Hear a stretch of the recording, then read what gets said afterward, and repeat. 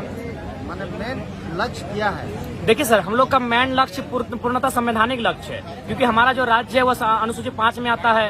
यहाँ अनुसूची 5 का उल्लंघन हो रहा है। अन्य अतिक्रमण राज्य के लोग लगातार यहाँ पर आ रहे हैं, बस रहे हैं, और पहली बात वे यहाँ आना है, यहाँ की भाषा संस्कृति को नहीं, अपनी भाषा संस्कृति के साथ यहाँ रहते हैं। इसका मतलब है भविष्य में टकराहट होगी, और कोई ना कोई शक्ति है जो चाहती है कि आदिवासियों की संख्या को कम किया जाए। आंकड़े इसका प्रमाण देते हैं। राज्य में 52% आदिवासी थे, आज 26 हो गए हैं। देश में 30% थे, आज 7 हो गए हैं। तो झारखंड में एक आदिवासी बहुल क्षेत्र है। कभी साजिश के तहत हटाया जाता है, कभी साजिश के तहत इनका पलायन होता है, और आज एक बहुत प्लानिंग के तहत बाहरी आबादी को यहाँ बसाया जा रहा है, इसलिए कि इसको 5वीं अनुसूची कहीं ना कहीं जो 5वीं अनुसूची का दर्जा है उसे कहीं ना कहीं प्रभाव से मुक्त करना इनका मकसद। दूसरी बात, बगल में बंगाल है, बगल में उड़ीसा है। हमारे लोग यदि बंगाल चले जाएंगे, उड़ीसा चले जाएंगे, क्या यहाँ के लोग बंगाली या उड़िया कहलाएंगे? नहीं कहलाएंगे। सभी राज्यों की अपनी अपनी पहचान है, सभी राज्यों की अपनी अपनी परंपराएं हैं। तो फिर झारखंड में रहने वाला हर व्यक्ति झारखंडी कैसे? महाराष्ट्र में औद्योगिक नगरी है, वहाँ तमाम राज्यों के लोग रहते हैं, रोजगार करते हैं। क्या वहाँ के लोग वहाँ वोटिंग करते हैं? नहीं करते हैं। क्या वहाँ के लोग वहाँ स्थानीयता का प्रमाण पत्र है? नहीं है।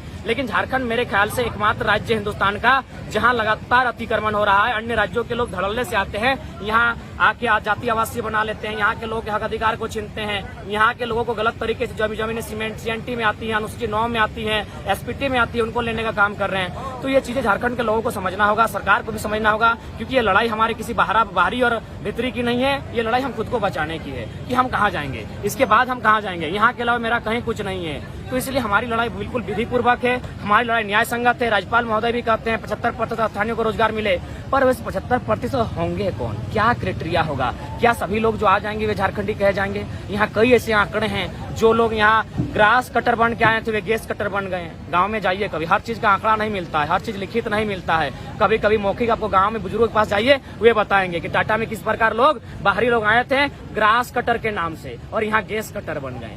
तो इन चीजों को समझना होगा, कितनी चालाकी के साथ, कितनी साजिश के साथ यहाँ के लोगों के हक अधिकार को छीना जा रहा है। एक मामला है हजारीबाग की एक बहन का, कुमारी दीप प्रेरणा का मामला है, वो BC 1 में आती है। उसका JPSC का मामला है, सारा एग्जाम होता है, एग्जाम क्लियर होता है, इंटरव्यू होता है BC 1 से, यानी BC 1 का सीट होता है, यानी नौकरी अगर किसी को मिलता तो कुमारी दीप प्रेरणा को मिलता। लेकिन किसको दिया गया? एक पटना निवासी को दिया जा रहा है। अभी किसको? जो BC 2 में आती है, उसका फॉर्म BC 2 में भरा जाता है, एग्जाम BC 2 में होता है, इंटरव्यू में वो BC 1 बन जाती है। इतना अन्याय जो झारखंड के साथ हो रहा है, पूरे हिंदुस्तान में किसी राज्य के साथ नहीं हो रहा है। इसीलिए मैं पूरे राज्य नहीं, पूरे देश को चाहूंगा कि झारखंड भारत का हिस्सा है, यानी आपका भाई है, आप उसकी मदद करें, उसके लिए आवाज उठाएं। और जो लोग लगातार अतिक्रमण कर रहे हैं, यहाँ के लोगों को बेघर हो रहे हैं, पलायन कर रहे हैं, कंपनियां आ रही हैं डरा कर धमका कर, यहाँ के लोगों को खदेड़ना का काम कर रही है। यहाँ के सैकड़ों गांव जल समाधि लेकर बैठे हैं, लेकिन उन्हें मुआवजा और नियोजन के नाम पर आज तक न्याय नहीं मिल पाया है, आज तक इंसाफ नहीं मिल पाया है।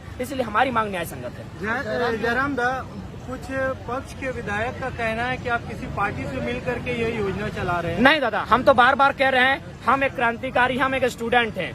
लोग हमें बुलाते हैं, हम सभाओं में जाते हैं। अगर हमको राजनीति करना होता तो हम तोपचाची से आते हैं। हम आज तक तोपचाची में एक भी मीटिंग नहीं की, आप चाहे तो पता कर सकते हैं।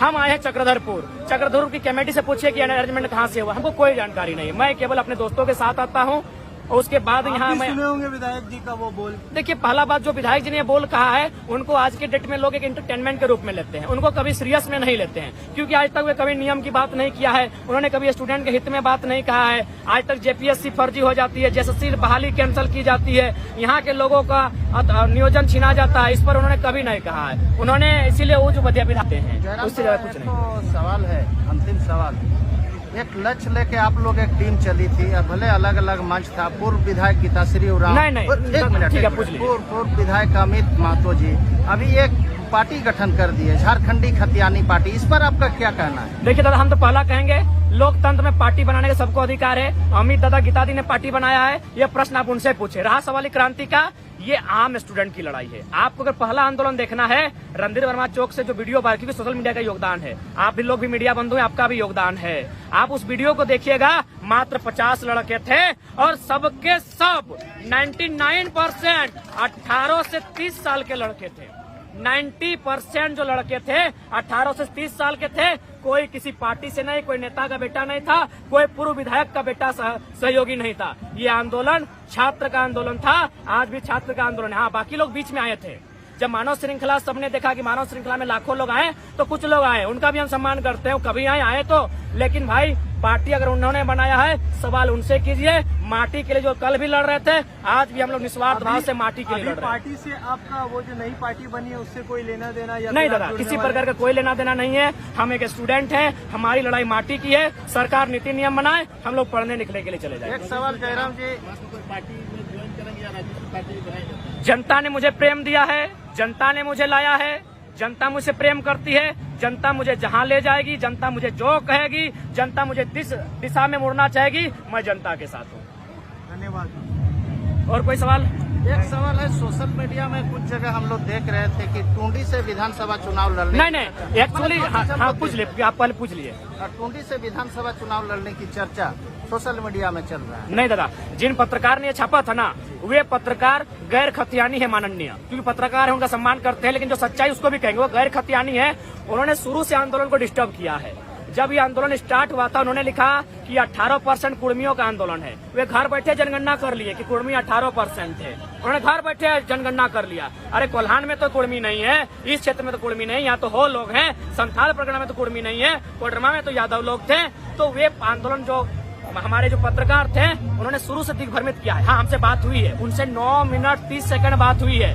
मैं चाहूंगा कि आप 9 मिनट 30 सेकंड पूरा रिलीज करें वो ऑडियो, मैंने क्या कहा है। उन्होंने बार बार फोर्स किया है हमसे कि बाबू अब तो आप चुनाव लड़ेंगे। हम बोले नहीं नहीं, टुंडी जेएमएम का पुश्तैनी सीट है, अगर वो कानून बना देती है तो वहाँ तो जेएमएम का पुश्तैनी सीट रहा है, हम लोग को वहाँ टिक ही नहीं पाएंगे। सवाल मेरा मनसा ही नहीं चुनाव लड़ने का। हम लोग पढ़ेंगे, हम लोग वैकेंसी की तैयारी करेंगे, और अभी हम पीएचडी कर रहे हैं, हम अपना पीएचडी पूरा करेंगे। लेकिन उन्होंने बरगला कर गलत छापा है। 2 लाइन, 1 लाइन सही लिखा है, बाकी 2 लाइन जो उन्होंने लिखा है। दूसरा बात, हमसे जब बात हुआ है तो अब मेरी बातों को अलग पढ़ने में छापिए। आप वहाँ क्यों छापे जहाँ अमित दादा, गीतादी, सूर्य सर, बेसरा और तीर्थ बाबू का स्टेटमेंट है। अभी नेगेटिव की 2 फाड़, क्यों 2 फाड़ भाई? आंदोलन स्टूडेंट का है, किस स्टूडेंट ने पार्टी खड़ा किया है?